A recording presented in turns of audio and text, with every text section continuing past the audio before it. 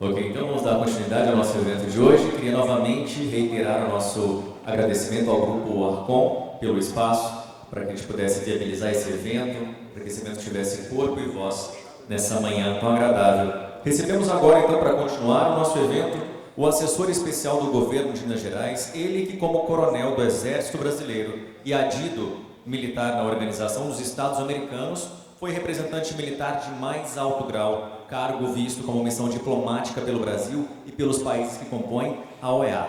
Formado inicialmente por Agulhas Negras, mestrado e doutorado em Cambridge, com MBA em Administração e Logística, recebam, por favor, o Coronel Guedes, por favor.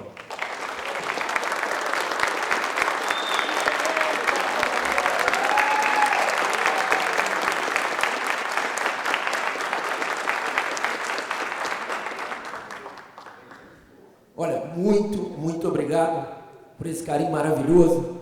É uma honra para mim voltar novamente aqui em Uberlândia, essa terra maravilhosa, essa terra abençoada por Deus, esse celeiro do Brasil e exemplo de dinamismo na nossa economia. Então, muito obrigado por esse carinho. Agradeço a Ana, com todo o time dela aí, que está aí me recebendo, a presença de ilustres autoridades aí, como o Lucas, a Janaína, esse time maravilhoso do Novo. É muito legal a gente poder estar junto aqui para trocar ideia, viu, pessoal? Eu não venho aqui fazer palestra de verdade mesmo. Eu estou muito mais para trocar ideias com vocês, aprender de uma forma diferente, porque a gente, quando está aqui na frente, a gente aprende, né? Mais do que ensina.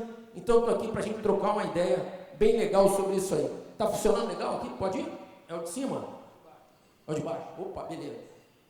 Maravilha.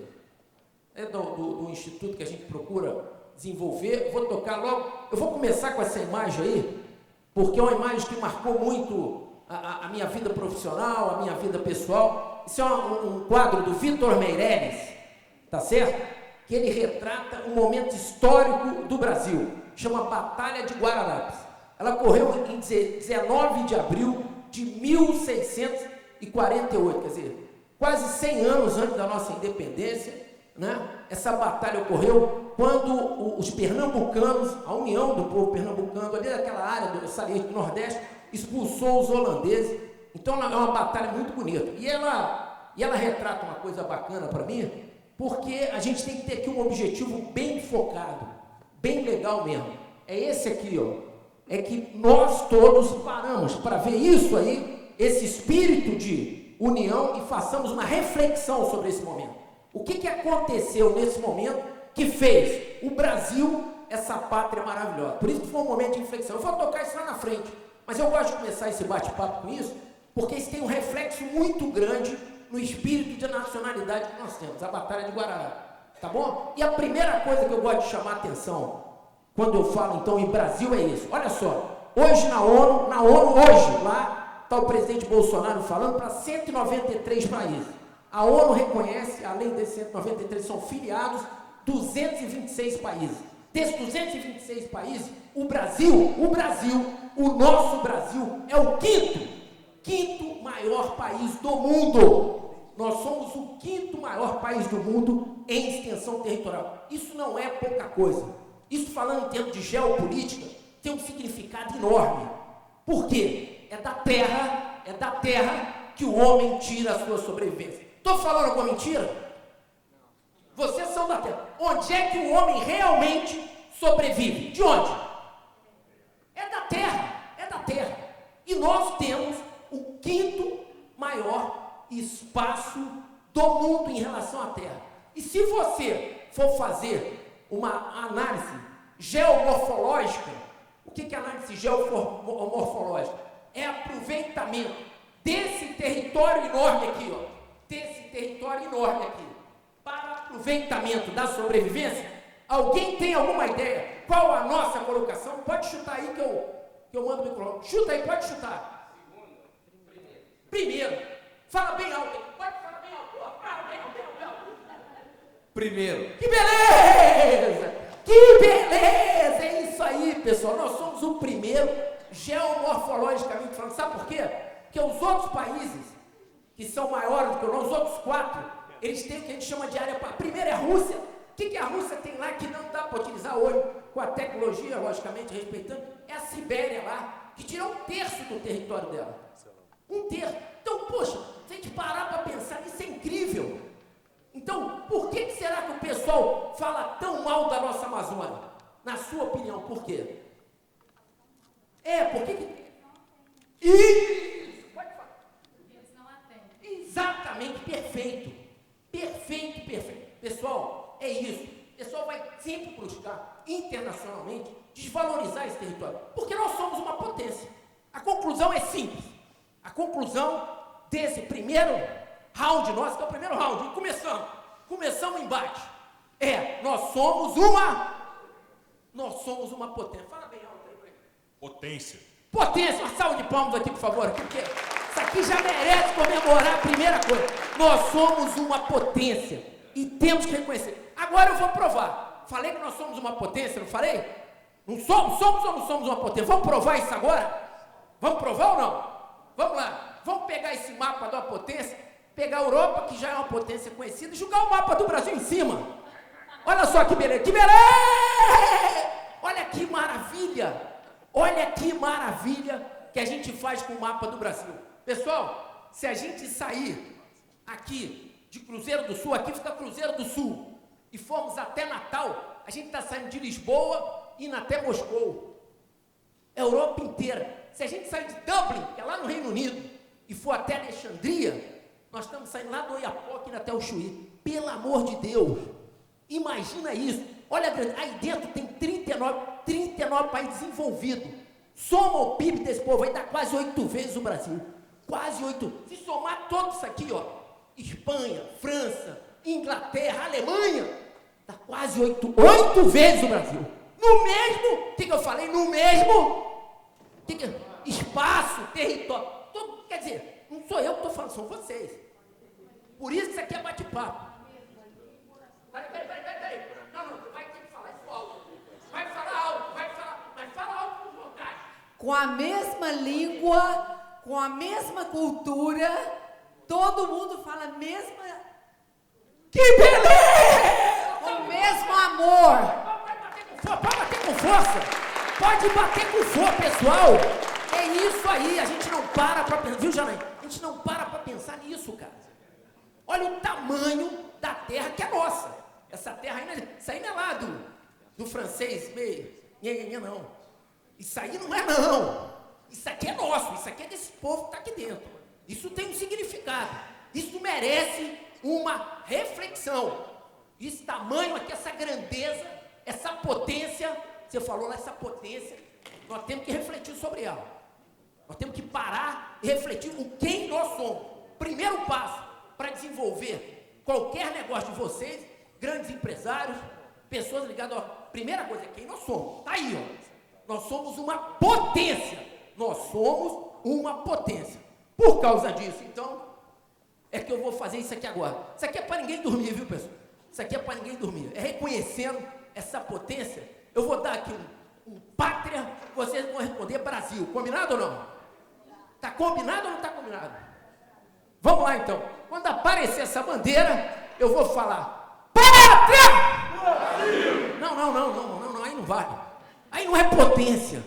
Aí não é emoção. Tem que colocar emoção, tem que colocar o coração. Pátria amada, então, pátria! Brasil! Amada, super amada. Super amada. E vamos soltar, vamos reconhecer que isso aqui é maravilhoso e é o que nos une, hein? Vamos lá. E aí eu vou pegar um pouquinho da nossa história. Aonde que a gente se encaixa para falar, então, da palestra. Agora eu começo o bate-papo mesmo do Estado moderno. Aí já entra outra coisa, porque é o seguinte, essa formação do Estado moderno, que é uma coisa, não é, Estado é uma coisa, governo é outra, Estado é bem maior, ele surgiu ainda no século, lá atrás, lá no século XVI. A época do feudalismo, vários territórios começaram a se unir e formaram, então, o que a gente chama de mercantilismo, e durante 5 séculos, 16 até 21, a gente teve diversos modelos de gestão pública, burocracia e eficiência do Estado. Só que aqui, naquela potência que é o Brasil, nós fizemos algumas escolhas. E vamos perguntar por que nós estamos assim. Foram nossas escolhas. Olha lá, primeira escolha nossa. Olha a primeira escolha aí. Aquele ali é o parlamento inglês, de 1215. Fizeram a Carta Magna deles. E o nosso é a Constituição de 1998, onde nós tivemos uma outra configuração. Observe alguns detalhes que eu chamo a atenção para essa foto. O primeiro deles é o seguinte: aquela Carta Magna lá, ela teve até hoje 8 emendas, em quantos anos? 1215 para 804 anos. Em 804 anos, 8 emendas. Essa nossa de 88 para cá, 31, não é isso mesmo? 1988, 31 anos, essa nossa, e a outra, 8 emendas. Alguém tem ideia quantas emendas já foram feitas aí? Não, 800, mais de 500, hoje nós vamos modificando um termo de artigo, que lá eu estou falando em artigo, mais de 500, está aqui um jurista que me deixa mentir.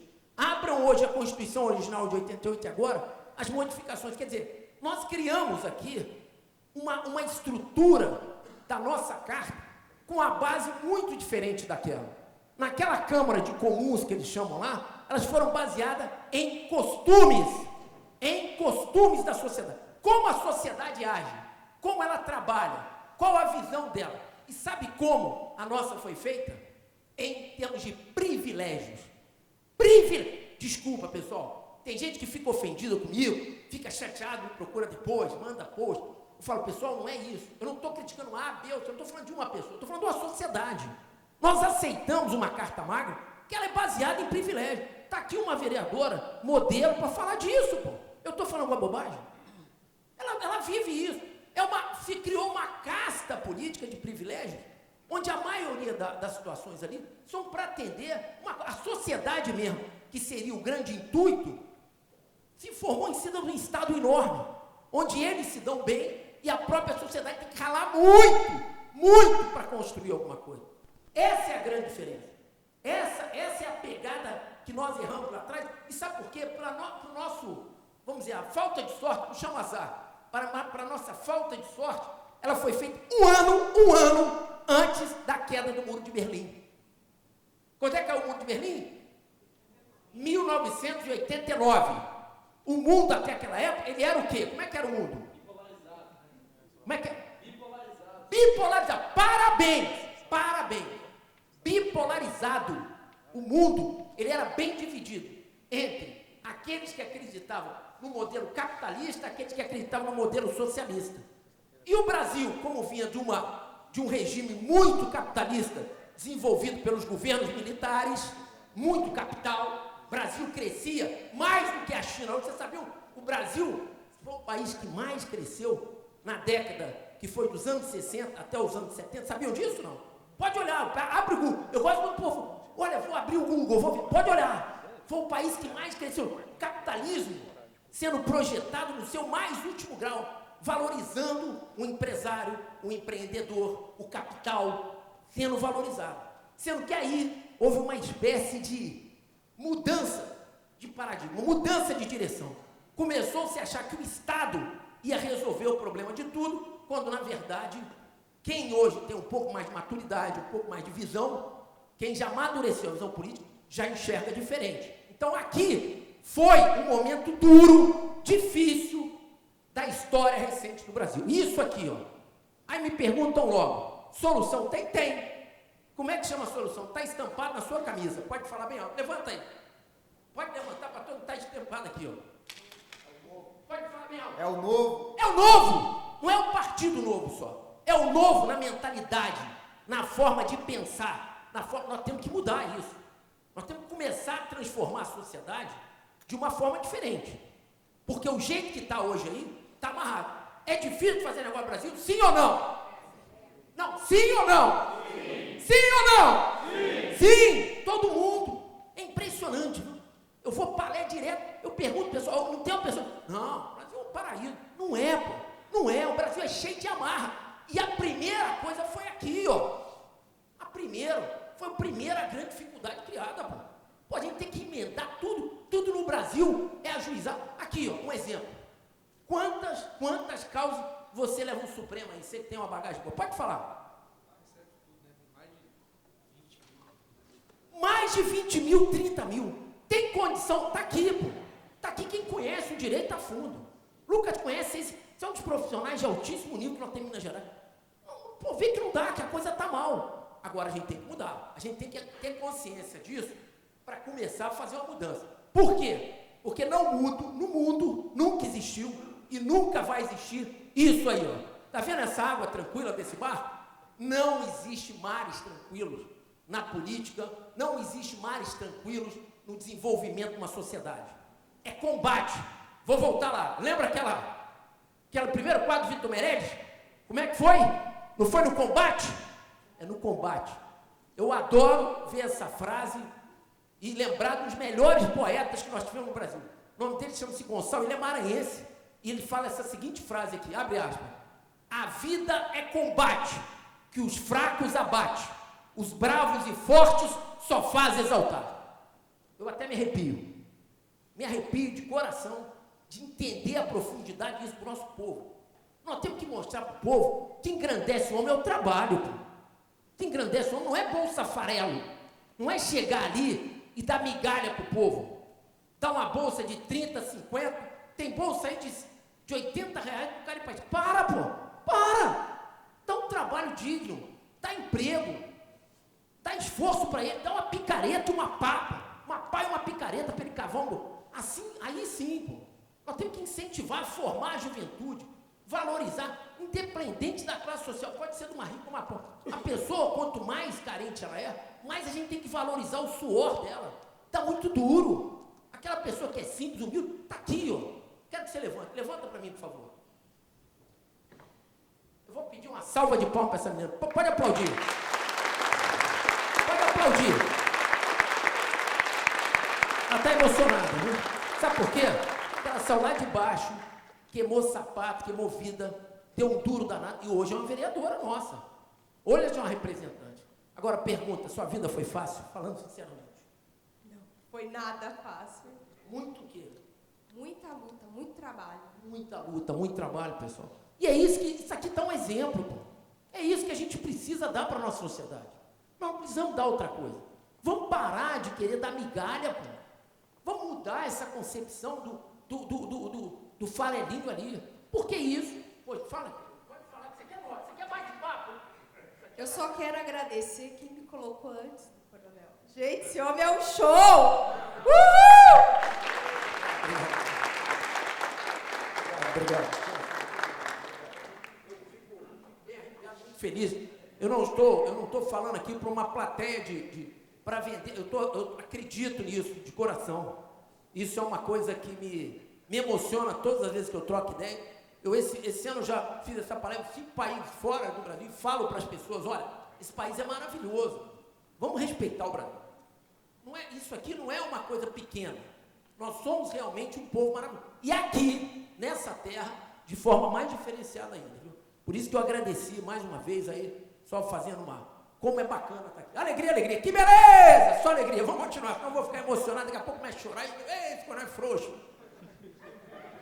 Pô, o cara fica chorando. Ele vem pra cá pra ficar chorando aqui, pô. Não é o caso. Vamos lá, mais tranquilo não tem. Vamos embora. Pessoal, tá aí. E por que eu tô falando que não tem mais tranquilo? Porque as guerras estão acontecendo. Como é que... antes de falar dessas guerras aí, eu vou falar um pouquinho do histórico da guerra, ok? Vamos lá, como é que ficou as primeiras guerras no mundo? Lembra, para a sobrevivência do homem, nós debatamos aqui que ele precisava de quê? Foi você que falou de terra, lembra? Então, as primeiras conquistas do mundo, as primeiras batalhas que se transcorreram no mundo lá, milhares e milhares de antes de Cristo ainda, era por lembra o romano, época dos romanos, dos gregos. O que eles queriam? Terra, eles queriam território. Então, os primeiros combates nos primórdios foram combates através da ganha do território. O cara queria pisar lá e falar, essa terra aqui é minha. Essa é a primeira origem da terra. Lá dos chamados, o pessoal foi lá ali na história, chamado Piscilitos. A guerra evoluiu. Por quê? Porque viram que a terra era limitada. Quando o homem descobriu que a terra era redonda, lá em Galilei, e viu que o espaço era limitado, ele parou de brigar por espaço. Esse estrategista, eu estou falando em cara que pensa em estratégia, viu? O cara que pensa em estratégia, ele pensa 10, 20, 50, 100 anos na frente. Quem pensava em estratégia falou, pessoal, o mundo é limitado, o mundo é redondo e não tem muito espaço mais. Então, a gente pode conquistar o quê? Aí o pessoal começou a criar uma coisa para fazer a guerra, criar as chamadas guerras religiosas. Lembram dessa época? As cruzadas e tal. Então a guerra se tornou uma coisa através da religião e de uma forma mais acirrada, mais forte, as cruzadas e tudo. Ele não estava buscando só, ele estava buscando também o que da pessoa? A parte afetiva, a parte emocional. E aí veio um cara veio um cara inteligente pra caramba, chamado Karl Marx e Engels, e fala, peraí, essa parte de religião não prova muita coisa. O que prova é o capital, é quem pode mais, quem tem mais. E criou um livro chamado O Capital, quem não leu, leia. Porque é um excelente argumento para se conversar com o socialista, com o comunista, para mostrar para ele que aquilo na teoria é maravilhoso, mas na prática não funcionou. Aí se criou a guerra ideológica. Lembra da guerra ideológica? Chamou também, tinha outro nome, guerra ideológica. Quem lembra para me ajudar? Me ajuda! Outro nome da guerra ideológica. Guerra o quê? Ih, mas fala algo. Vai ter que falar para ganhar palmas. Vamos ganhar palmas. Guerra Fria. Que beleza! Palmas aí, Guerra Fria! Guerra Fria! Guerra Fria! Guerra Fria. A Guerra Fria durou, eu falei, até 1989, quando caiu o quê, Janaína? O Muro de Berlim. O Muro de Berlim caiu, viram que lá do outro lado nada prestava. Estava tudo acabado. Estava tudo acabado. A Alemanha, que era o mesmo país, com o mesmo povo, com a mesma língua, você lembra que você falou mesmo povo, ela era 16 vezes menor do que a outra Alemanha. Então viram que o capital só enganou, foi só ideológico, enganou o povo do outro lado. O que dava certo era o Estado pequeno e o povo grande. E aí acabou a guerra ideológica para começar outro tipo de guerra. Que essas guerras que eu vou tratar agora são as guerras em curso, as guerras que a gente vive na atualidade. O nome dessas guerras tem um nome. Eu vou dar um nome para você, antes de falar delas, a soma dessas guerras hoje, ela tem um nome. Nós estrategistas, esse cara que pensa, inteligente, chama guerra assimétrica. Guerra assimétrica. Ela não tem assimetria. Ela mistura um pouco daquelas outras e faz acontecer isso aqui, ó, tráfico de armas internacional, militarização de espaços através de ocupação na África, na Ásia, catástrofe. Lembra de catástrofe? Tá pegando fogo, tá pegando fogo, tá pegando fogo. Isso é guerra, isso é guerra. A Amazônia tá queimando, vai acabar com o oxigênio do mundo. Isso é guerra, isso é guerra, guerra moderna. Indústria de drogas, o cara domina um cartel em grandes áreas e influencia toda aquela região. Diplomacia paralela. Pessoas já vão falar de soberania limitada. Soberania limitada é uma das definições da diplomacia paralela. O que é diplomacia paralela? É o cara falar assim, olha, você tem esse território aqui, você tem a sua casa, você tem a sua fazenda, mas o uso não é só seu, não. O uso tem que ser de todo mundo. Você planta, você investe, mas na hora de colher, chama toda essa galera e vamos colher junto. É isso aí que é o certo? Sim ou não? Sim ou não? Não. Lógico que não. É lógico, eu pergunto direto. O pessoal fala, não, isso é soberania limitada. Você tem o poder até o ponto que você investe. Depois disso, não, o poder não é mais seu, não. O poder é das pessoas que têm que comer. Para! Negativo. Negativo. Vai ele plantar, vai ele dar duro, vai ele suar.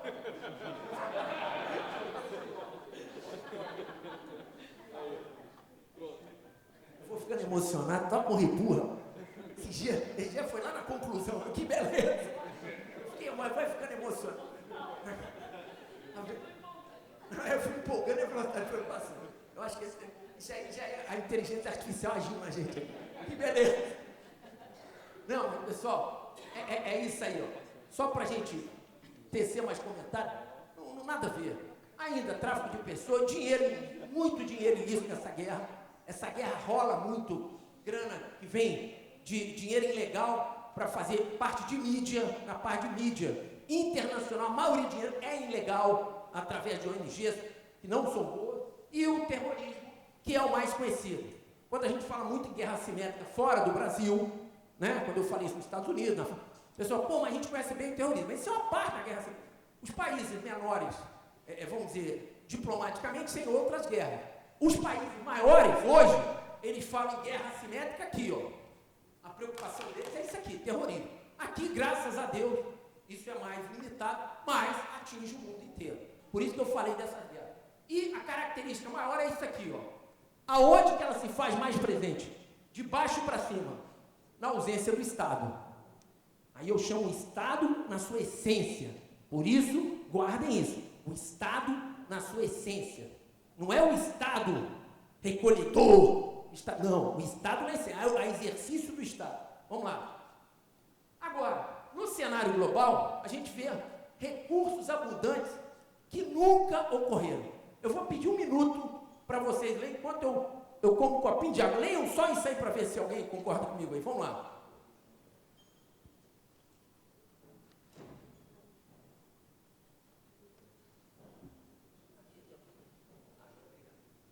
Olha só. Olha que legal. Nunca houve tanta liberdade de conexão. Todo mundo está com smartphone aí, não está aí não? Tá ou não está? Todo mundo está. E ali tem conexão. Nunca houve tanta, saber de reforma. O pessoal quer falar em reforma, vamos reformar tudo. Nunca houve tanto, falando em reforma. Nunca houve tanto modelo de solução.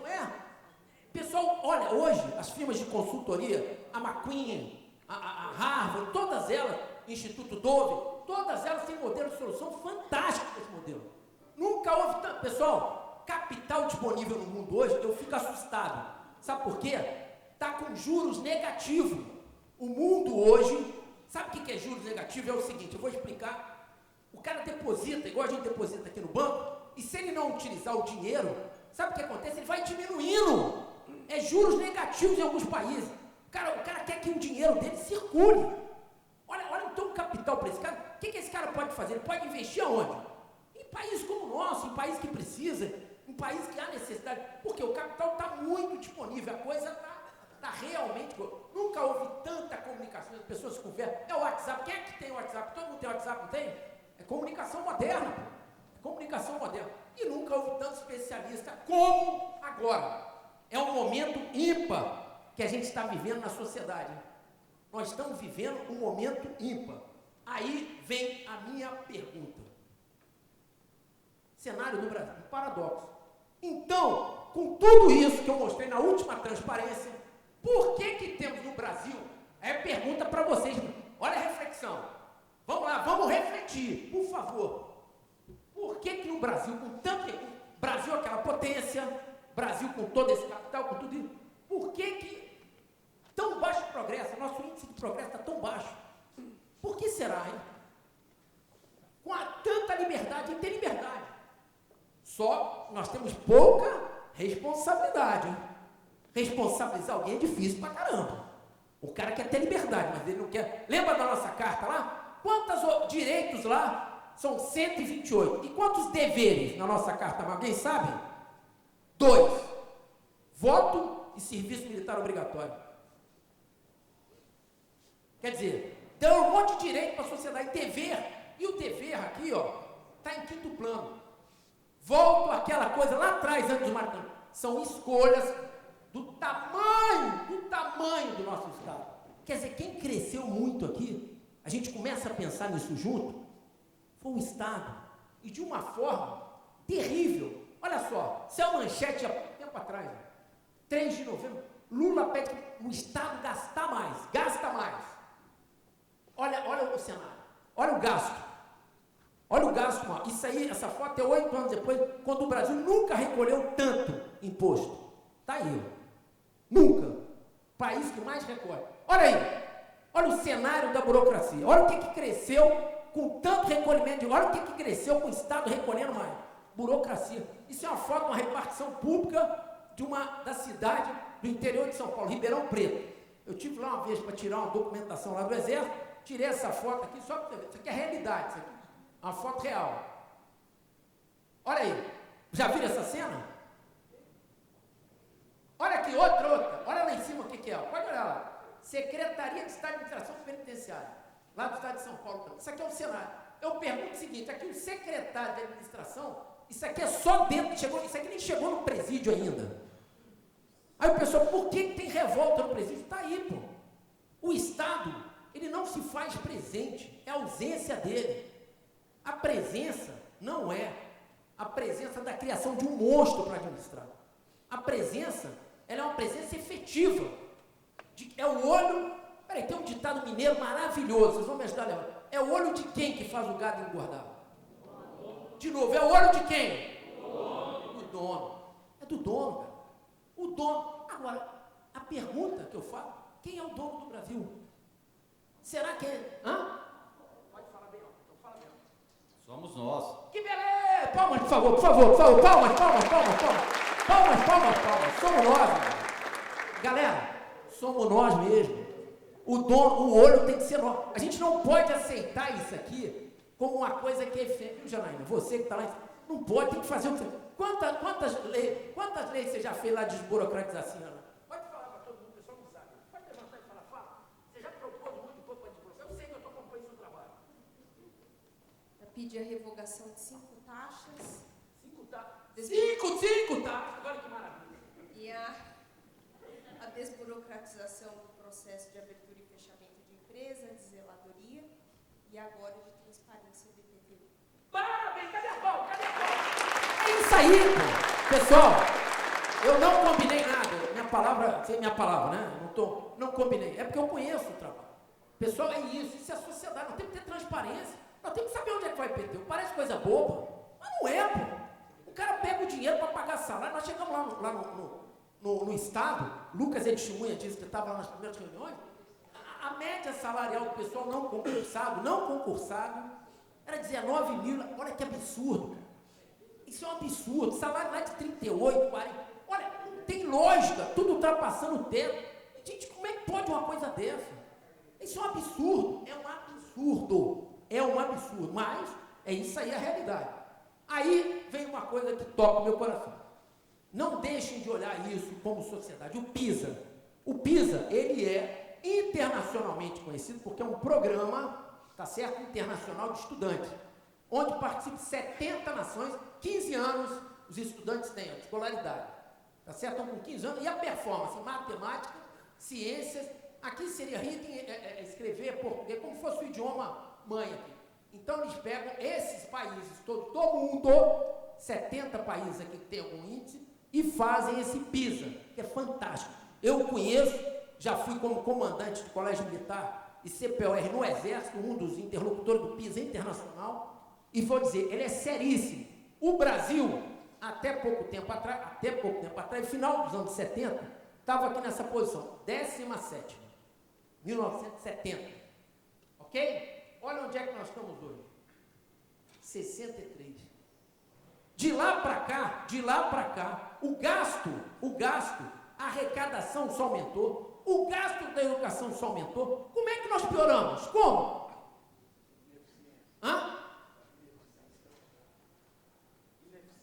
Ineficiência. Parabéns, pô. É isso aí. Ineficiência total. A questão não é a grana. É como se a gente gera isso, como a sociedade aceita um negócio dele. Nós não podemos aceitar isso. Isso aqui nos colocou numa posição terrível. Não tem país que cresce em forma sustentável se não tiver do amarelo para cima. Não tem, pô. Nós temos que sair dessa zona vermelha aqui, ó. Isso é fundamental. Não tem outro caminho. E aí vem o nosso gasto. Olha o cenário aqui em Minas. Por que eu falo negócio de gasto? Olha aqui quanto é que a gente gasta. Da arrecadação toda, 79,18 vai para pagar pessoal. Nós já reduzimos isso. Nós recebemos assim. Nós já estamos chegando à hora de 70, e se Deus quiser, no final do ano que vem, até o final do mandato do Romeu, cobrem ele disso aqui, ele vai bater no que manda a Constituição, o que manda a legislação prevista, que é 60% aí. Mas é uma redução terrível. Isso é que está quebrando o Brasil. Quer dizer, o gasto só aumenta, a arrecadação aumenta. Onde é que vai? Vai para gastar com... Cadê o investimento em educação? Cadê o investimento em saúde? Gastem. O pessoal fala para gastar, mas sem entender que isso aqui é que é um crime, ó. Nós temos que superar isso, viu? Superar de verdade. Por quê? Agora eu entro numa terceira parte, já começando a finalizar o nosso bate-papo, naquilo que eu mais gosto. Falei lá na primeira transparência da Batalha de Guararapes. Não falei da Batalha de Guararapes? Agora, como surgiu a Batalha de Guararapes? Olha que coisa linda! Que coisa linda. A Batalha de Guararapes surgiu desse aspecto fundamental. Felipe Camarão, Vidal de Negreira e Henrique Dias, branco português, negro africano e índio nativo desta terra, desse território que nós estamos pisando, se uniram e pela primeira vez na história do nosso Brasil, eles proclamaram a palavra pátria! Brasil! Não ouvi não. Pátria! Brasil! Isso. Eles proclamaram essa palavra pátria.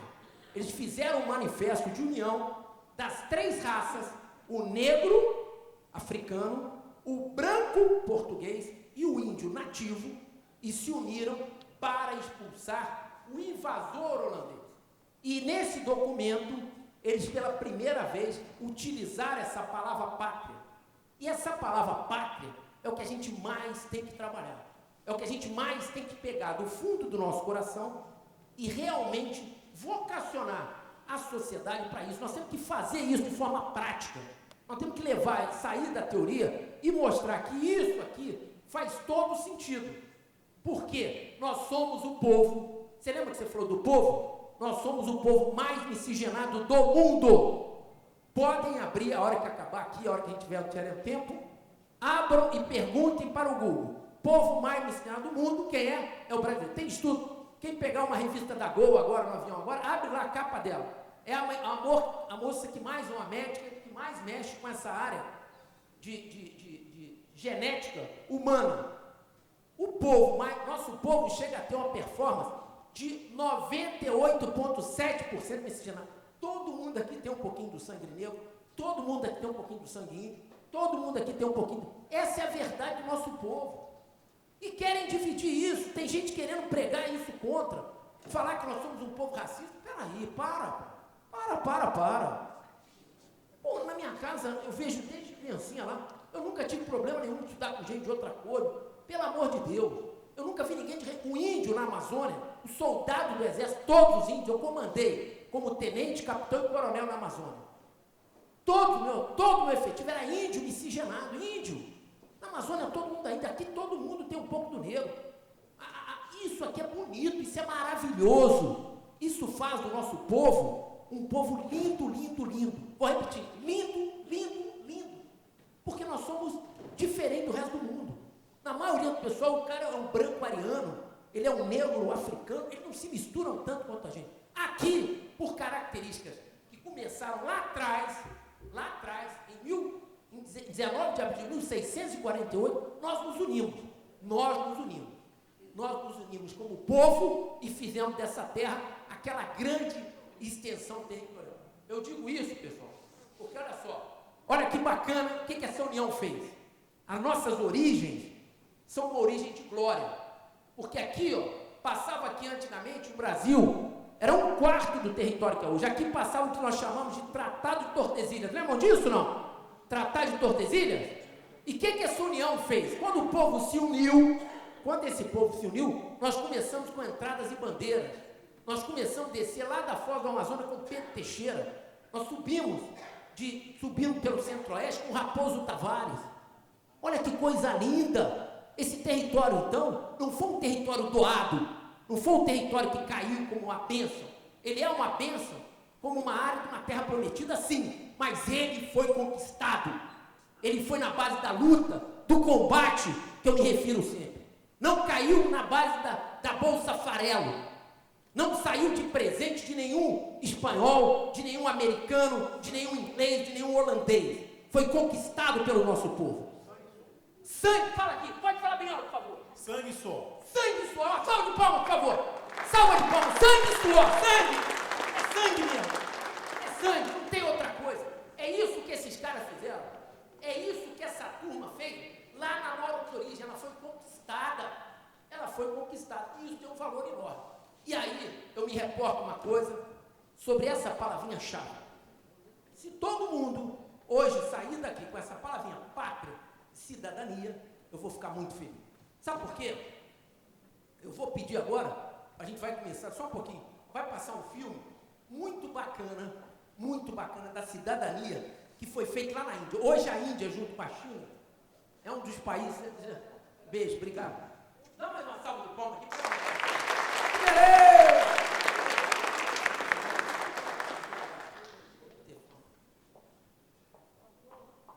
Pedir para todo mundo apoiar Matheus Simões. Viu? Tá precisando muito do apoio da gente. Matheus é um cara maravilhoso e merece nosso apoio. Foi um grande prazer te conhecer, Coronel. Foi todo meu. Obrigado, querida. Muito obrigado. Eu vou essa palavrinha-chave, porque ela foi despertada no povo indiano, na metade do século, ainda no finalzinho do século passado, século XX. O povo indiano tem uma cultura muito presa ao Estado até então, e hoje o povo tem tomado mais iniciativas. Esse filme vai mostrar a iniciativa de um garoto, que é muito legal, e que motivou a Índia num aspecto super bacana. Uma história real, que é contada num filme depois, no final dos anos, no início desse século já, mas que motivou muitos ingleses, que eu peço para a gente assistir um pouquinho, para a gente refletir sobre esse filme. Vamos lá, eu vou passar aqui, e aí você dá o start. Pode começar, por favor.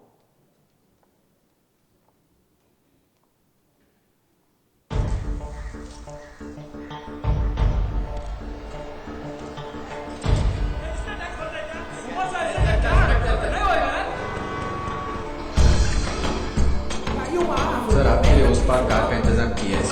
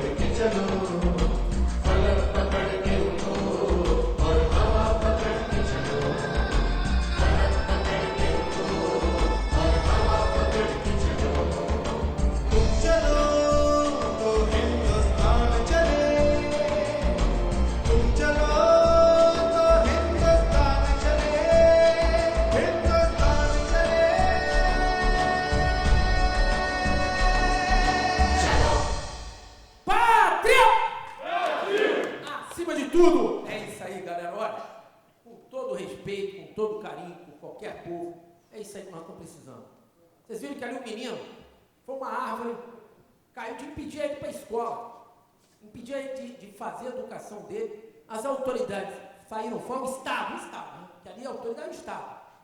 Aguardou, ele não aguentou, não é a hora. Nós temos que começar a pensar assim. Ele motivou outras crianças e vieram os adultos e juntos, eles realmente tiraram o grande obstáculo ali que estava impedindo o caminho. Não é a árvore, não é nada. É o obstáculo que impede a sociedade de progredir. Nós temos que pensar sobre isso, porque isso tem um significado muito grande, essa palavrinha. Essa palavrinha ela não é pequena. Ela resume mais do que isso aqui. Isso aqui envolve um sentimento muito nobre. Muito nobre. Esse é o sentimento nobre que a gente tem que discutir. Que a gente tem que debater com nossos filhos, com nossos netos, com nossos amigos. É debater no trabalho que é a nossa pátria. O que a gente significa dela? Por quê? Porque nós precisamos de mudança. Vocês viram lá que o caminho tem que ser o caminho da mudança. Nós temos que mudar de verdade o que está acontecendo ali. Essa realidade nossa de Pisa, essa realidade do tamanho do Estado. Quando eu falo aqui a minha palestra Estado moderno, é um Estado com mudança, que muda o tamanho dele, que diminui as coisas e busca soluções nesse sentido. Porque a mudança, o que acontece com a mudança? Ela tem que ter uma ideal combinação. Porque a mudança só ocorre ou pela razão ou pela emoção. Quem fala isso são os psicólogos, estudiosos, ou pela razão. E eu gosto de dar um exemplo. A razão é aquele cara que vai no médico, fumou a vida inteira, está fumando há muito tempo. Ele vai no médico e fala, olha, seu coração está meio danado, hein? Ou você para de fumar, ou você vai ter aí uma parada cardíaca, ou você vai ter um câncer. E aí a razão, o médico com a razão convenceu ele de que a coisa está difícil, e ele fez a mudança, ele parou de fumar pela razão, ou pela emoção. A emoção é mais dura, a emoção é Guararapes, Batalha de Guararapes, a emoção é Venezuela. Como é que está o povo da Venezuela? Você acha que o Maduro vai sair fácil de lá? Não vai, ele vai sair pela razão, o povo está passando fome, está sofrendo, ele sai fácil de lá, sim ou não? Não sai, pô. Vai ser pela emoção, vai ser combate ali. Agora, nós podemos ainda no Brasil trabalhar muito com a razão, porque a gente está tendo gente despertando para isso. Nós estamos com essa galera aqui, por isso que o meu agradecimento é muito grande para vocês estarem aqui hoje nessa manhã com a gente, porque vocês estão trabalhando isso aqui. Vocês estão trabalhando a razão. Nós estamos debatendo aqui a razão. Nós estamos despertando a nossa emoção aliada à nossa inteligência, à nossa cabeça, para a gente fazer o que a mudança real faz acontecer no país. A mudança real. E ela tem um livro bacana pra caramba, que eu gosto muito, é do David Osborne, um cara bacana, e o Ted. Eles escreveram esse livro há muito tempo, mas foi para uma sociedade em mudança em outros países do mundo. Mas eu me reporto ao Brasil, porque reinventar o Estado, no caso, tem que aproveitar todas essas sinergias que estão acontecendo agora. Primeiro, essa revolução tecnológica que a gente falou. Nós estamos em plena revolução, está vindo a inteligência artificial aí, está vindo a participação maior das máquinas, do computador, do smartphone, está vindo uma fragmentação social enorme que a sociedade hoje se manifesta.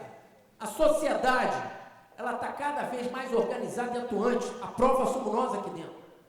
Os problemas estão em escala ampliada. Por quê? Porque as pessoas hoje não aguentam ver uma coisa acontecer no Rio de Janeiro e achar que é normal. Não aguenta. Emocionalmente a gente fica atingido. Então a escala é ampliada. E aqui também há uma complexão global econômica que levanta a bola do Brasil. Quando essa competição está aumentando por áreas agricultáveis, por acordo do Mercosul, etc., isso nos expõe mais, então. Então, isso é uma coisa, uma potencialidade que a gente tem, tá certo? E aí eu cito privatização e terceirização como um caminho que ele cita também, fundamental. Temos que privatizar. Minas Gerais tem mais de 20 empresas estatais, que na sua grande maioria, 96% delas, 21 dão prejuízo para o nosso bolso. Aí quem paga somos nós, tá certo? Temos então que privatizar. Vai me perdoar aí, tudo muito bonito, mas se não privatizar. E eu deixei como último, de propósito, isso aqui, ó, resgate dos valores culturais.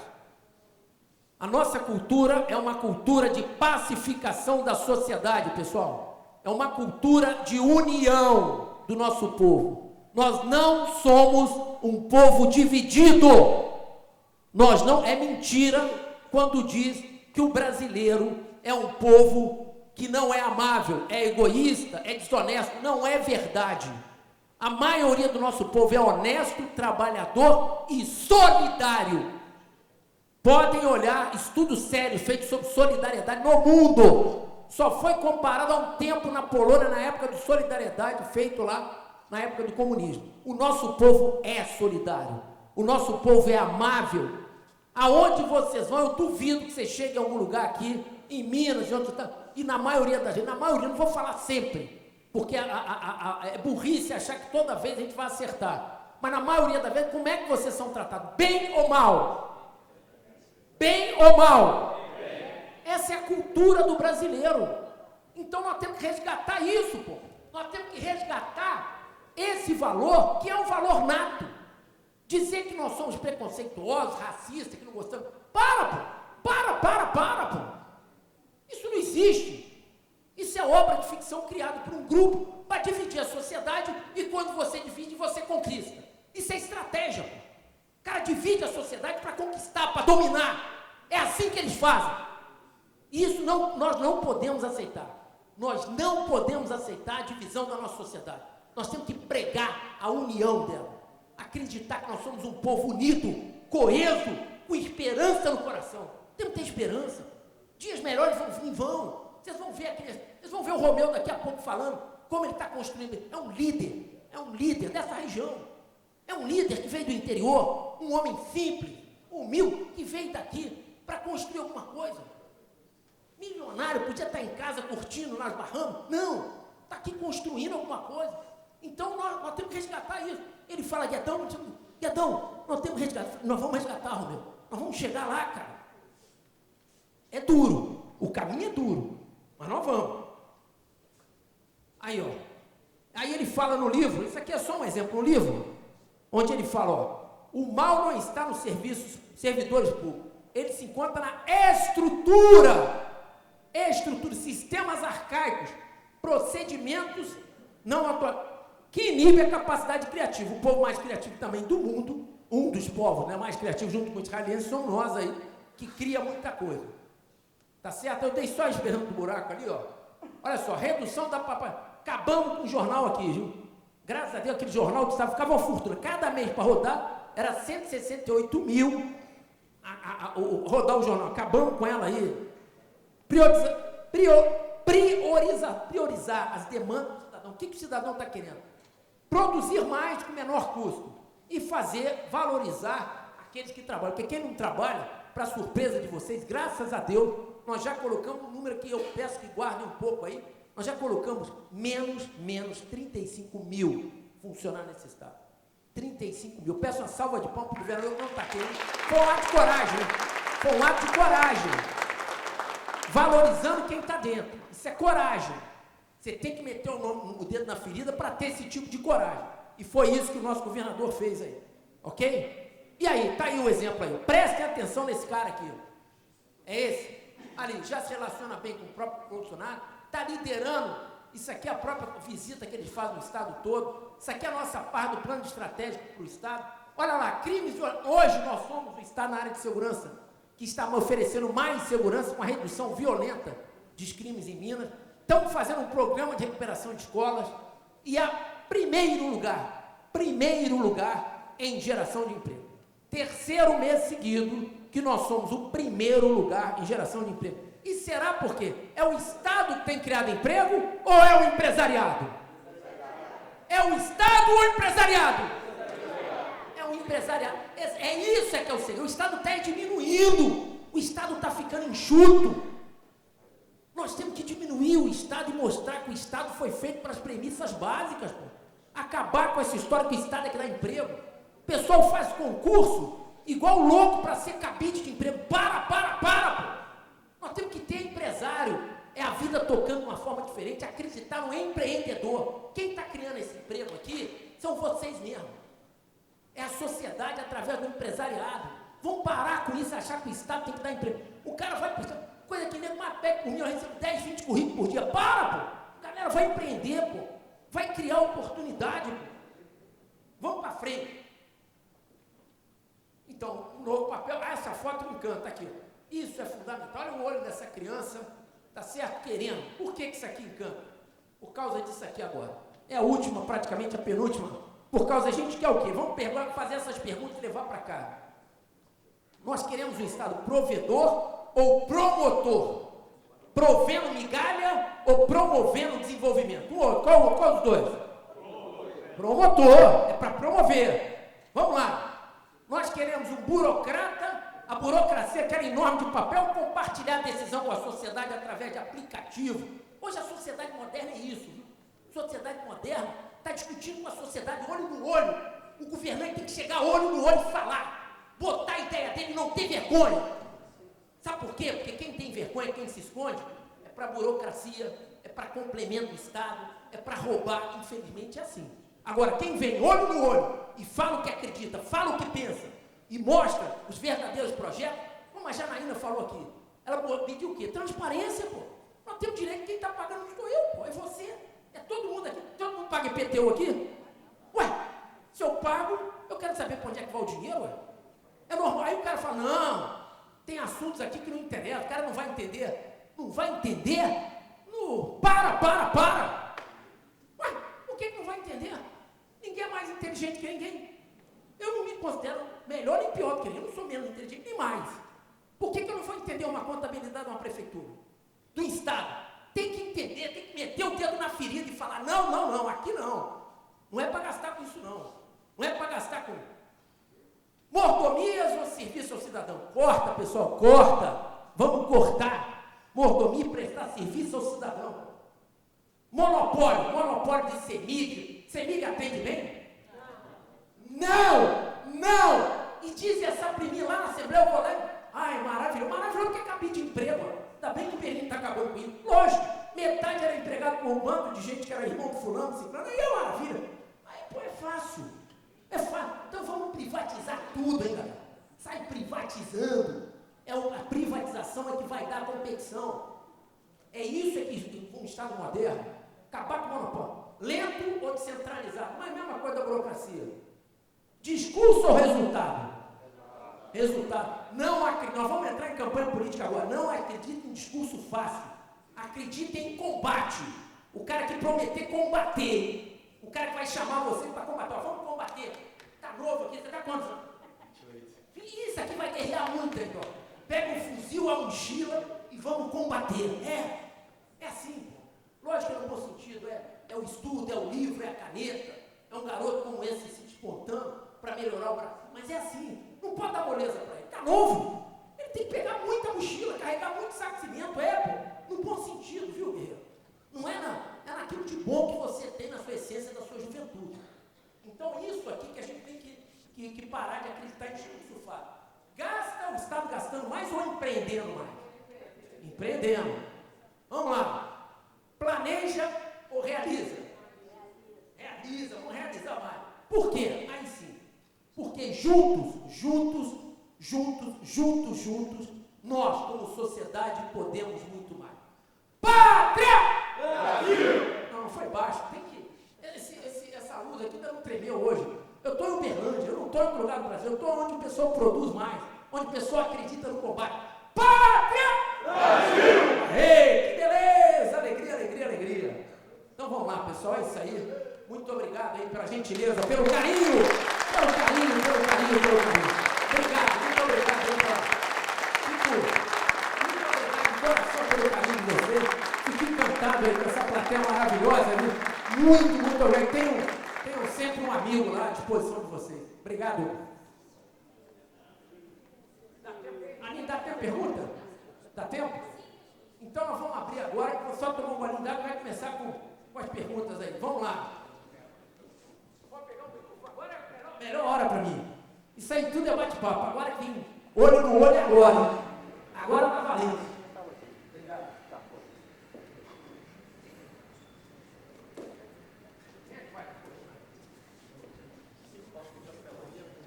E senhores, tem perguntas? Vai levantar o braço. Vamos fazer bem descontraído. Vou perguntar, o senhor acabou de falar aí, eu não lembro se o senhor levantou o braço quando perguntou quem que é candidato aqui do... Queria muito que o senhor tivesse levantado, eu não estou lembrando se eu vi ou não. Quem é pré-candidato aqui? Quem é pré-candidato? Vamos levantar aí, por favor. Levanta aí o pré-candidato aí. Pode levantar, não em pé, não, braço não. É levantar para a gente aplaudir. Vamos lá, levanta, por favor. Os pré-candidatos.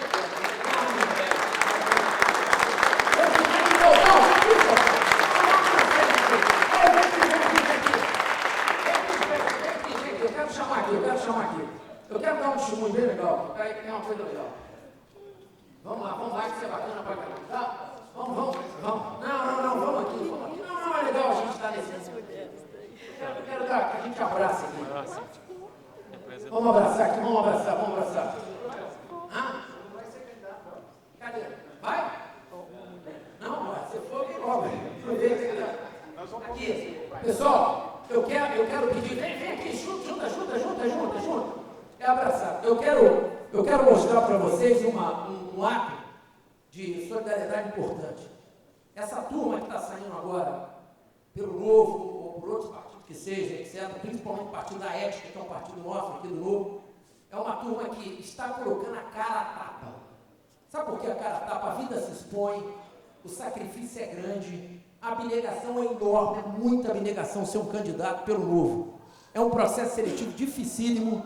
Então, agora, eu vou pedir primeiro para todo o restante da galera ficar de pé e aplaudir com força. É de pé, pessoal. Eles merecem de pé, de pé. É de pé. É para eles, as palmas é para vocês que são candidatos. Quero que vocês recebam essas palmas, porque são merecedores disso aí. Segura aqui para mim, eu quero bater palma também.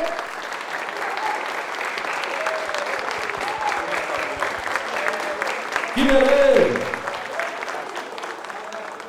É isso aí. Obrigado. Ah, olha só, eu quero mais mulher aí. Olha, tem que ter mais mulher, viu, Lucas?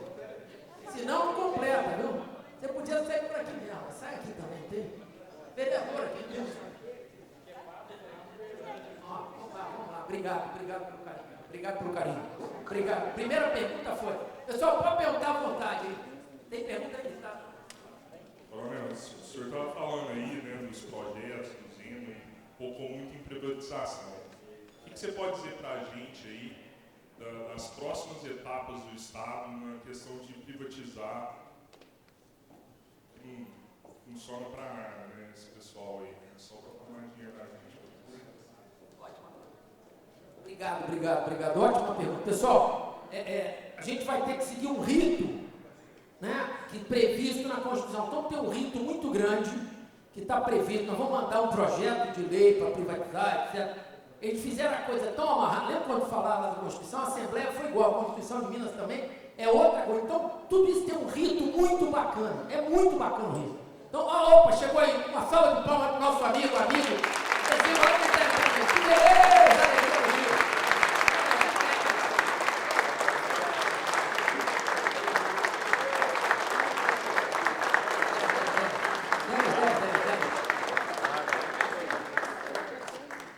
Então, ainda tem, obrigado pessoal, obrigado. Ainda tem um rito muito grande que a gente está fazendo, mas é uma coisa que vai ser conquistada. Então, não é parte mágica a privatização, há todo um processo, mas o Estado já começou, tem estudo sério, o governador coordena vários grupos de trabalho. Nós vamos fazer uma coisa bem organizada, planejada para ter sucesso. Mas eu não tenho, só tenho a minha palavra, que nós vamos, o que puder e o que a Assembleia aprovar. Por isso que a opinião do povo é fundamental. Esse evento como esse, organização de empresários, a sociedade, é fundamental, não é luxo. É o que a gente falou o tempo inteiro na palestra. São vocês os grandes decisores. Nós temos que mudar o centro do poder. O centro do poder não pode ser o centro político. O centro do poder de um Estado moderno é a própria sociedade. Obrigado. Acho que agora eu venho para passar para o governador, chegou aí. Não vai ficar jogo. É isso mesmo, muito obrigado, Coronel. Então, sem mais delongas, para a gente finalizar o nosso evento de hoje, recebam o governador do Estado de Minas Gerais, Romeu Zema, por favor.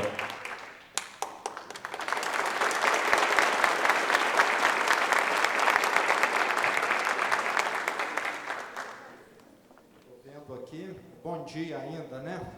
5 para meio-dia. Mas muito obrigado aí pela presença de todos, de todas. É um prazer enorme estar de volta aqui a Uberlândia mais uma vez. Se não me engano, acho que é a terceira vez já, depois de eleito. E com certeza não faltarão outras vezes. Estamos completando exatamente 9 meses de mandato. E como eu tenho dito, não fizemos e nem planejamos sequer nenhuma grande obra. Mas não precisamos de pensar em obras em um Estado que deixou aí mais de 2.000 obras inacabadas. Se durante esses 4 anos nós conseguirmos concluir 10, 15% do que foi iniciado no passado, já é muita coisa. Mas tivemos grandes avanços, eu diria que principalmente aquilo que depende de gestão. Aquilo que depende de caixa está melhorando, mas todos aqui sabem que um fluxo de caixa negativo e uma dívida monstruosa, você não consegue fazer um equilíbrio no curto prazo. Se você for muito disciplinado, você consegue alguma coisa no longo prazo. e estamos caminhando no sentido certo, reduzindo tudo quanto é tipo de despesa, desde as pequenas até as grandes, revendo contratos, pessoal e por aí vai. Com toda certeza, nunca no estado de Minas houve uma queda tão grande de despesa no Poder Executivo como a que vai haver comparando 1918 com 1919. Até porque nós estamos desimpedidos para fazermos isso. Não fomos eleitos com grupos que entram e querem alguma coisa em troca. Então, estamos tendo essa liberdade que outros governadores no passado não tiveram. E tivemos avanços, sim. Hoje, todos os prefeitos, em vez de serem inimigos do governo do Estado, são... Bom dia, Belém. Como é que vai? Deputado aqui. Tudo bom? Sentado, por favor. Os prefeitos hoje se percebem no mesmo barco que nós, governo do Estado. Até o ano passado, tínhamos prefeitos de um lado e governo do Estado do outro. E nos primeiros meses de governo eu enfrentei muita dificuldade, porque com todo prefeito que eu encontrava, o sentimento que eu tinha é que estava escrito aqui na minha testa Pimentel 2, que não iria respeitá-los, né? Mas, assim que nós fizemos a transição em janeiro, lembrando que o ano passado nós não tivemos nenhuma transição, foi o governo que fechou todos os dados para nós, somente em janeiro foi que nós tomamos pé da situação, e no dia 1º de fevereiro, quando terminamos essa transição meia tumultuada, nós já passamos a fazer as transferências que são de direito dos prefeitos. E 2, 3 meses depois, assinamos no Tribunal de Justiça o acordo com as prefeituras, nos comprometendo a pagar aquilo que o último governo saqueou das prefeituras, 7.300.000.000 sem correção. Se for corrigido, seria um valor muito maior. Então, hoje, posso dizer que o governo do Estado e os prefeitos estamos juntos. Tanto é que toda a ida minha ao interior, eu sempre me reúno com os prefeitos. E os prefeitos comeram o pão que o diabo amassou na última gestão de Minas, devido à irresponsabilidade de um governador que, em vez de resolver os seus problemas, terceirizou ele para os prefeitos. E não é desse jeito que se administra. Ninguém que tem uma empresa vai fazer essa empresa dar certo e crescer dando tombo nos outros. E dentro do governo é a mesma coisa. A cada um a sua responsabilidade de acordo com o que a lei prevê. Além disso, estamos já concluindo o pagamento do 13º salário de 2018, que não foi pago. 80% do funcionalismo já recebeu, 20% ainda estão recebendo nos próximos meses. Hoje o funcionalismo já sabe a data que vai receber atrasado. Uma das grandes reclamações que haviam é que o funcionalismo não tinha a mínima previsão de que dia iria receber o salário atrasado. Ele continua sim recebendo atrasado, mas nós informamos como agora, nesse mês de setembro, quais dias ele vai receber em outubro, em respeito, que é o mínimo que se deve fazer. Então, na parte financeira, conseguimos, pelo menos, apagar esses incêndios. E conseguimos ir bem naquilo que depende de gestão. A segurança avançou muito, estamos completando agora 2 meses, que é um fato inédito, talvez há décadas em Minas, sem que nenhum banco tenha explosão. O mês de agosto não teve, setembro não teve. E o de julho teve um em Uberaba. que serviu para nós espantarmos os bandidos que atuam nessa área. Por quê? Por causa de gestão. Antes, o governador tinha 7 aeronaves à disposição dele. Eu não tenho nenhuma à minha disposição. Vendemos parte e parte é de uso compartilhado com as forças de segurança. E o que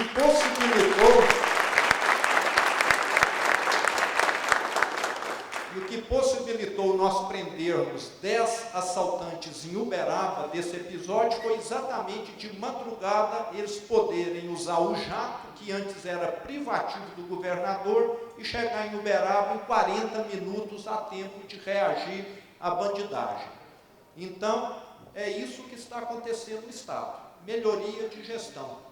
A Polícia Civil, sem interferência, sem pressões externas, trabalhando em conjunto com a Polícia Militar, Bombeiros, Defesa Civil, a mesma coisa, e, como eu disse aí, com a criminalidade em queda. Nenhuma invasão de terra também nesses 9 meses. Por quê? Porque na hora que entra 2, 3, a Polícia Militar já toma as medidas, porque depois que entra 500 fica complicado. Então, é cortar o mal pela raiz, antes que ele cresça. E talvez o maior avanço nosso tenha sido em dinamizar a economia do Estado.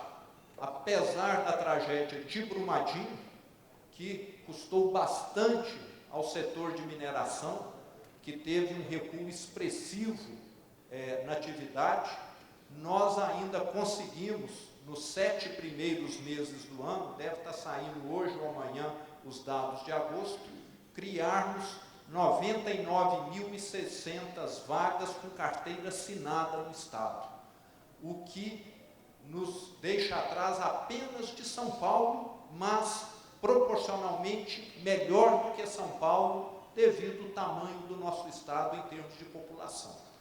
E isso foi feito como? Primeiro, normalizando os pagamentos para as prefeituras. Os prefeitos com os quais eu conversava, nenhum assumia compromisso algum. O prefeito falava, a minha cidade está cheia de buraco, mas eu não tenho condição de contratar ninguém, porque eu não sei que dia e que valor eu vou receber. Na hora que ele sabe que ele tem um fluxo de caixa garantido, ele contrata esse serviço. Então, previsibilidade e desenvolvimento tem tudo a ver. Com certeza, essa normalização dos repasses contribuiu em muito, e além disso, o fato de eu exaustivamente, aonde vou e lá dentro do meu trabalho, ter deixado muito claro para todos os secretários, para todo o primeiro escalão e segundo do governo, que o Estado tem de começar a simplificar a vida de quem investe, de quem trabalha e de quem gera empregos. E é o que nós estamos fazendo. Já fizemos avanços, já simplificamos muita coisa da área tributária, principalmente obrigações acessórias, estamos agilizando em muito as licenças ambientais. Agricultor que pedia uma outorga de água e ficava 12 anos sem receber um sim ou não. Eu já disse, fala um não se é não, pelo menos ele vai para Goiás e vai plantar lá, em vez de ficar aqui perdendo tempo. Então, não vamos ficar enrolando ninguém. Então, o Estado passou a ter essa postura, de ser um Estado que respeita, que é amigo de quem trabalha, de quem investe e de quem gera emprego. E, com certeza, isso tem contribuído para que muitos investimentos que estavam parados, muitos empresários que estavam em dúvida, levassem adiante os seus projetos. E tenho tido o prazer, quase que semanalmente, de estar inaugurando alguma unidade industrial relevante. E sempre que possível vou, ou o nosso secretário do Desenvolvimento Econômico vai. E, como disse, os resultados começaram a aparecer. Apesar de todas as dificuldades, fomos adiante e criamos praticamente 100 mil vagas. E temos de lembrar que pode se melhorar muito mais. A maioria de vocês aqui conhece alguém que precisou de energia elétrica e que não foi atendido. Conhece? Com toda certeza. É um loteamento, é um prédio, é uma indústria nova, é uma indústria que queria ampliar a capacidade, e o que se escuta da empresa que fornece energia elétrica é: preciso de 1 ano. Ou então, você investe aqui 5 milhões e depois você vai deduzindo não sei quanto tempo. Coisas mais ou menos assim. E isso, infelizmente, é verdade.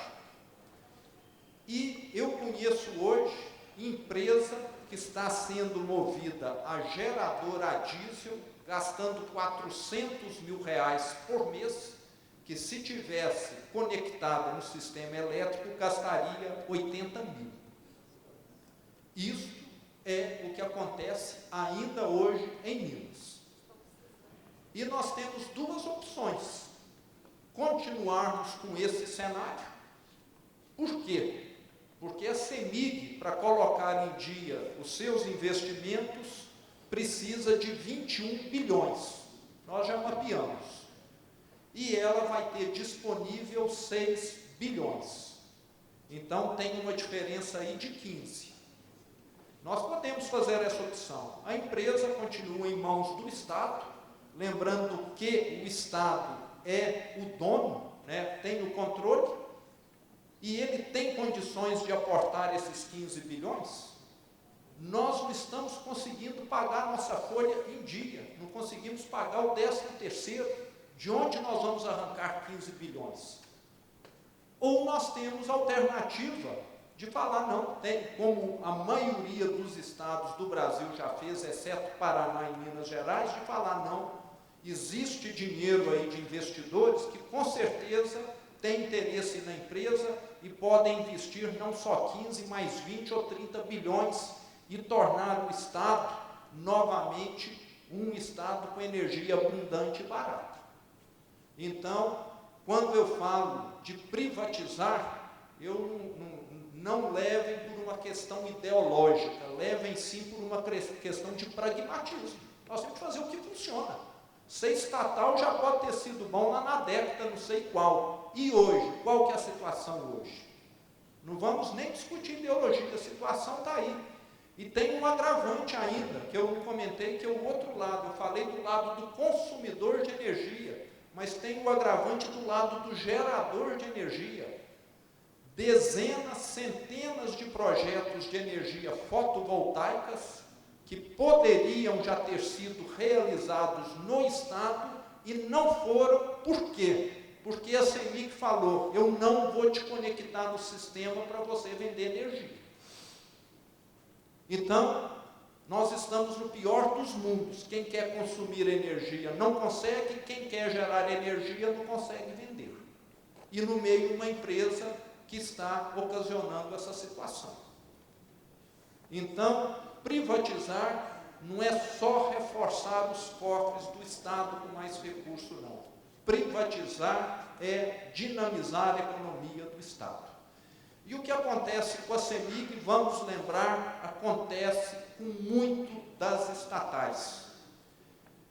Tive já 2 vezes com o presidente da Petrobras, Roberto Castelo Branco, e a boa notícia que nós temos é que a refinaria em Betinha, Gabriel Passos, vai ser privatizada. É um ativo federal.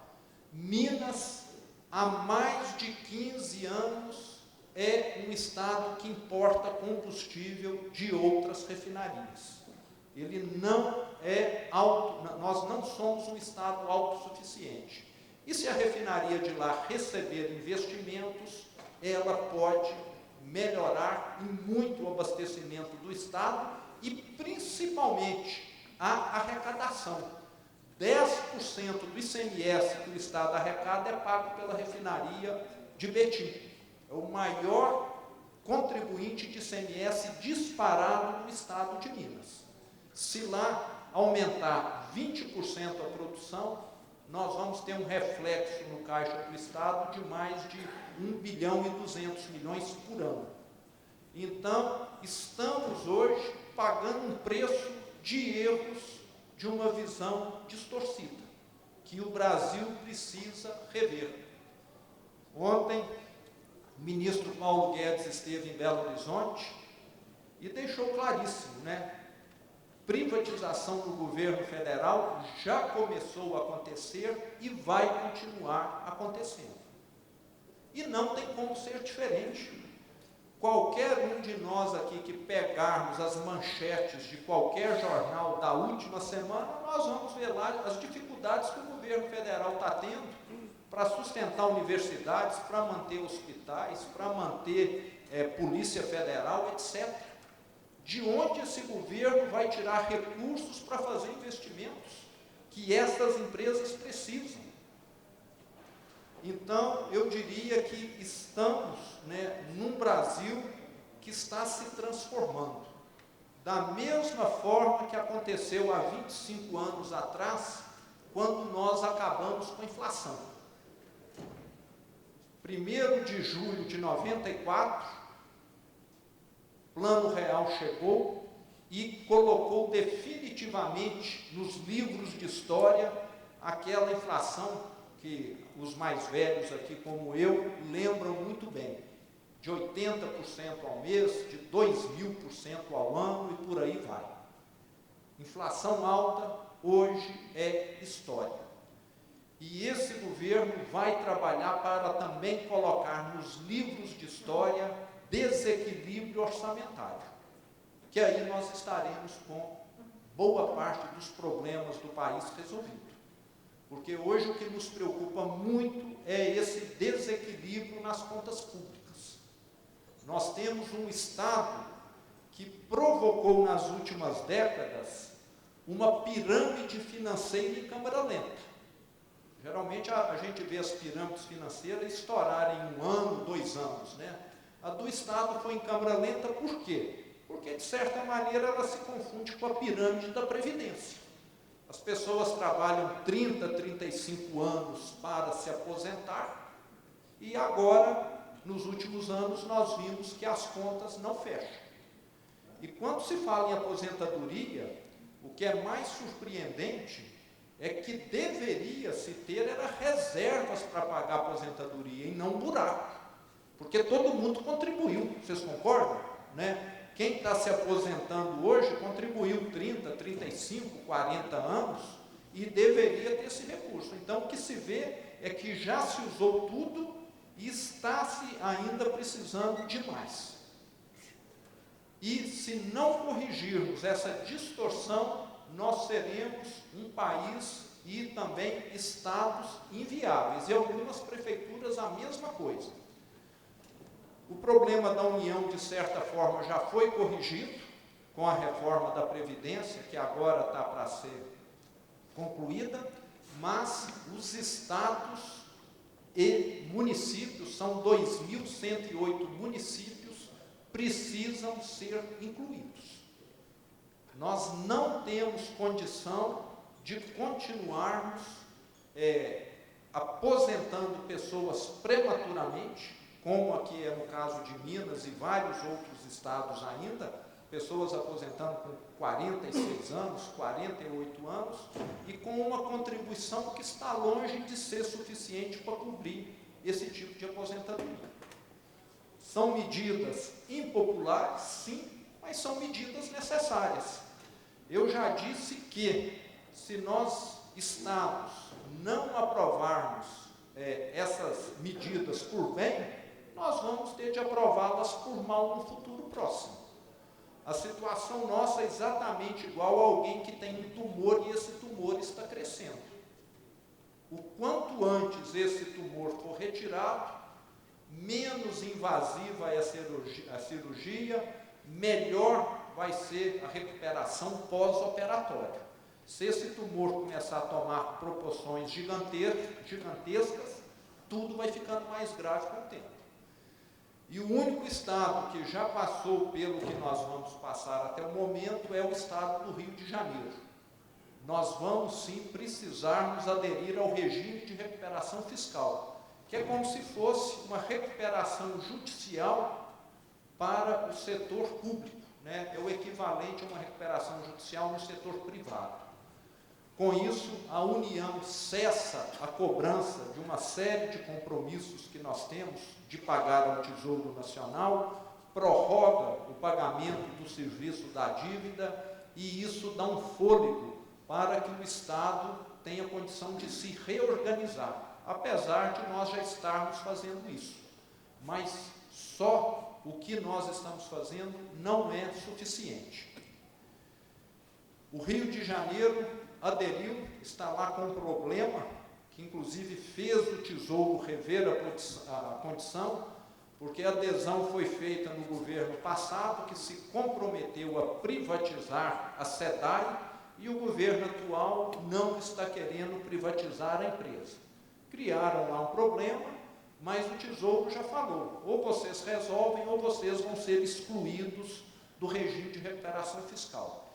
E ninguém que aderiu, sendo o Rio o único caso, vai querer excluir, porque só o Rio teria de estar pagando para a União mais de 30 bilhões se ele rescindisse esse contrato, que é o que ele já poupou nesses quase 2 anos aí em que ele aderiu. Estaremos encaminhando para a Assembleia nas próximas semanas esses projetos de leis que vão permitir que o Estado faça adesão ao regime de recuperação fiscal. São várias medidas que o Tesouro exige, lembrando que isso é uma prerrogativa, um pré-requisito por parte da Secretaria do Tesouro Nacional, que eles falam, eu só vou ajudar quem estiver fazendo a lição de casa. Não vou ajudar Estado irresponsável que está ampliando as suas despesas, contratando mais gente. Mas aqui em Minas nós temos feito até além, mas muito depende de votação na Assembleia. E vamos estar, como sempre estivemos, dispostos a estar escutando os deputados, que com certeza vão contribuir, vão melhorar as nossas propostas, para que ela saia ainda melhor. Então, tenho dito que é um trabalho a 4 mãos.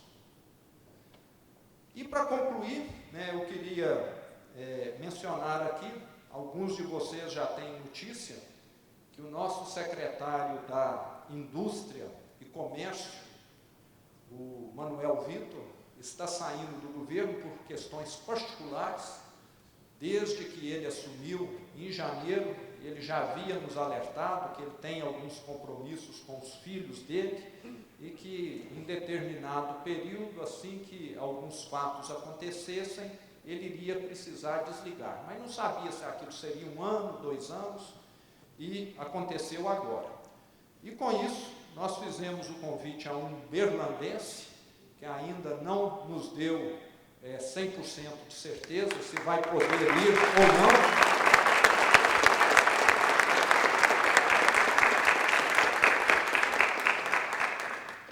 Que é uma pessoa que eu admiro muito, que o currículo dele, a grande maioria de vocês conhece, que é o Luiz Alexandre Garcia.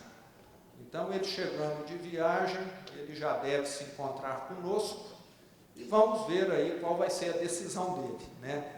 Nós não queremos colocar ninguém contra a parede, né? Não é a forma certa, mas como hoje ele está sentado apenas no Conselho de Administração, e nós já tivemos um parecer da Advocacia Geral do Estado que isso não é impeditivo. Ele não tem negócios com o Estado, então nenhum conflito de interesse. Então, vamos aguardar aí, quem sabe daqui 1 semana, 10 dias, nós teremos um berlandense lá no nosso secretariado. E fico aí à disposição, se alguém tiver alguma pergunta. Quem está controlando o tempo aí? Vamos lá, Paulo, por favor. Governador, vi uma declaração sua dizendo que talvez uma das coisas mais importantes que o senhor vai fazer é desfazer o que foi feito durante todo esse tempo aí e que depois terão muita dificuldade de reconstruir. Então, a minha pergunta é como nós vamos fazer isso? E o segundo, eu queria aproveitar para dar um testemunho, o senhor disse das polícias, né? Ontem teve um carro furtado no parque de uma empresa, 8 minutos depois, a polícia militar tinha abordado e recuperado o carro. 8 minutos depois. E depois, 1 hora depois do evento, estava lá no parque da empresa, fazendo todos os levantamentos e restituindo o carro para a pessoa. Então, eu quero parabenizar a Polícia Militar.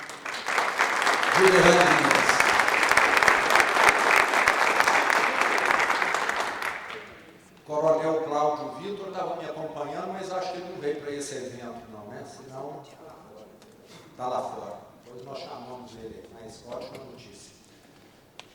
Ô Paulo, nós estamos já revogando uma série de decretos do último governo que só criaram dificuldades. E diria até mais antigos também. Os deputados do Partido Novo estão fazendo um levantamento de várias leis que estão hoje no Estado, parece que já há mais de 400, que não tem nenhum efeito para a população, nenhum efeito legal, estão lá só tomando espaço. Também vão fazer um revogaço lá com relação a essas leis. E nós temos escutado muita sugestão das entidades de classe, né? O pessoal da produtores rurais fizeram uma reivindicação e nós já mudamos, e isso vai dar uma melhorada gigantesca na irrigação do Estado. Havia um limite para se fazer barragens no Estado, onde o tamanho máximo permitido era quase o tamanho de uma piscina. Isso não resolve o problema de ninguém. Agora foi permitido um tamanho, que é o que acontece no resto do Brasil, que é coisa de 50 a 100 vezes maior. E nós sabemos, principalmente numa região como aqui a do Cerrado, que a chuva é concentrada em um período do ano. Então, esses agricultores tinham o pior dos mundos. Tinha água caindo do céu, mas estavam impedidos de reservar. Com uma revogação de uma portaria, nesse caso não era de portaria mesmo, nós resolvemos o problema. Estava lá na Secretaria do Meio Ambiente. Alguém um dia achou que não podia ter uma barragem maior. Então, são coisas assim. Estamos trabalhando muito próximos lá da FIENC, com o Flávio Roscoe, do CDE, da Associação Comercial de Minas, e qualquer sugestão é muito bem-vinda para estar simplificando a vida de quem trabalha.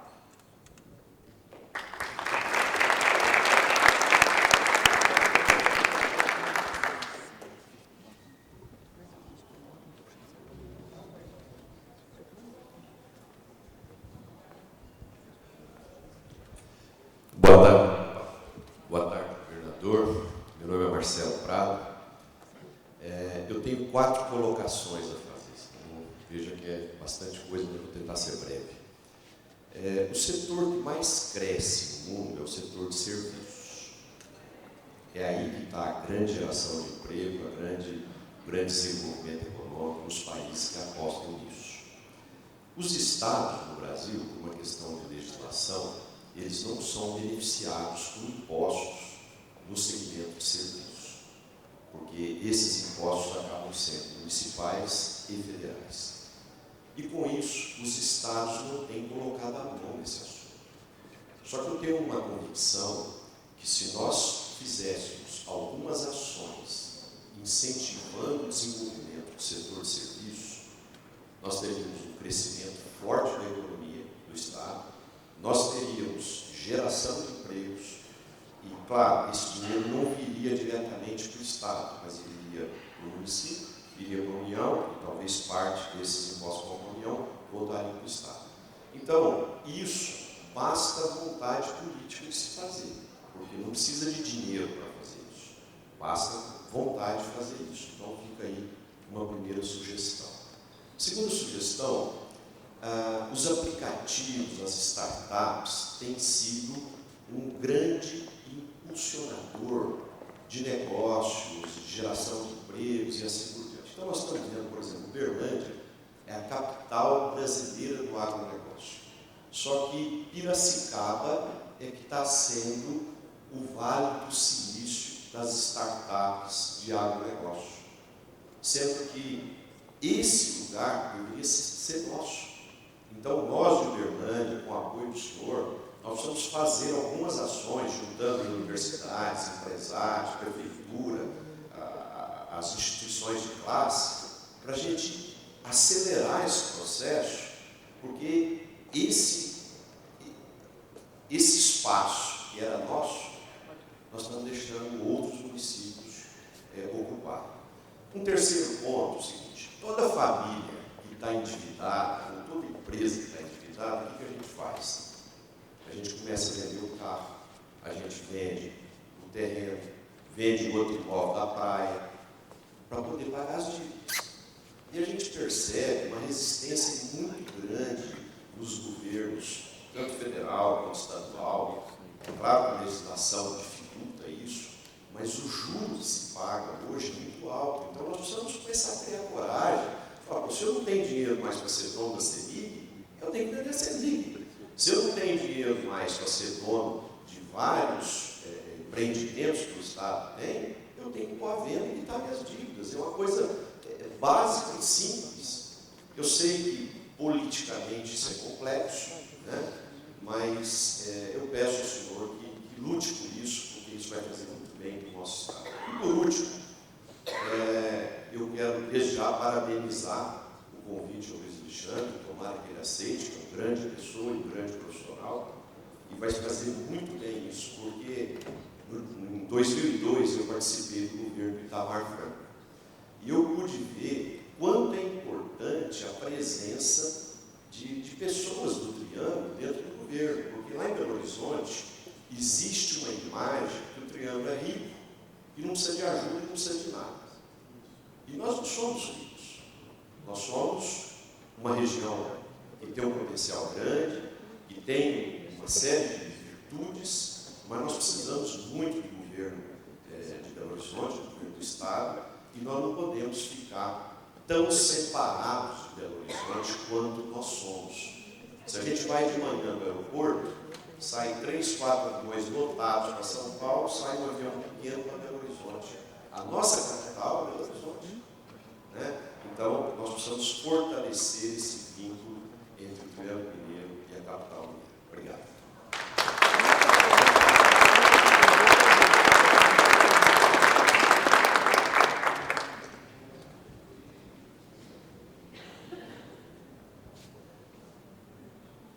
Vou comentar rapidamente, Marcelo, sobre o ISS. Você tem toda a razão. E lembrando que com a reforma tributária, onde nós vamos estar unificando a cobrança do ISS, do ICMS, do IPI, do PIS e da COFINS, lembrando que o IPI vai ser o imposto, esqueci o nome, que depende do produto aí. Mas esse problema, de certa maneira, vai terminar. Nós vamos estar acabando, de certa forma, com a guerra fiscal, que ela vai ficar muito menor. Não vamos ter mais essas diferenças de alíquotas entre estados, que hoje, para quem quer fazer, vamos dizer, bolo, é um prato cheio. Tem muitos atacadistas da Bahia que compram o produto de São Paulo e dissolvam em Minas. Porque na hora que sai de São Paulo para a Bahia é 7%, e o preço é menor, e dissolva isso aqui de forma informal, atrapalhando quem trabalha corretamente. Uberlândia, que é uma cidade que depende do atacado, sabe melhor do que qualquer outra como esse tipo de operação é da nossa. Então a reforma vai estar inibindo, mas lembrando que é uma reforma que deve passar a vigorar ano que vem, e ela vai ser gradativa, ela vai levar um tempo. Com relação às startups, que você disse, te dou toda a razão, e hoje, por coincidência, está aqui em Uberlândia a pessoa que iniciou o 99 Táxi, que é o Thales Gomes, que até me chamou para um almoço. Eu disse para ele que já tinha um compromisso, e em Belo Horizonte, e aqui eu vejo que nós temos jovens atuando na área, mas realmente na questão do agronegócio parece que Piracicaba, por algum motivo, capturou mais essas empresas que atuam junto a esse ramo. Mas vamos tentar fazer de tudo para atrair-los. O São Pedro Vale de Belo Horizonte tem sido o grande dificultador dessa área, é a formação de novos profissionais. Lembrando que não existe faculdade que forma esses jovens, geralmente são autodidatas que precisam estar correndo atrás, porque é o tipo de uma linguagem que de um ano para o outro fica antiga. Se a pessoa não estiver se atualizando, ela fica um profissional desatualizado em pouquíssimo tempo. E o que você falou de estar vendendo as empresas faz todo sentido. Mas lembrando que nós, executivos, somos limitados, né? A Constituição de Minas, no passado, ela incorporou que estatais só podem ser vendidas através de um referendo popular, o que é quase que impossível de operacionalizar. Mas o que nós queremos é que mudar essa lei que torne possível através de uma votação na Assembleia, à venda. Porque fazer uma eleição para se vender ou não estatal é algo quase que impossível.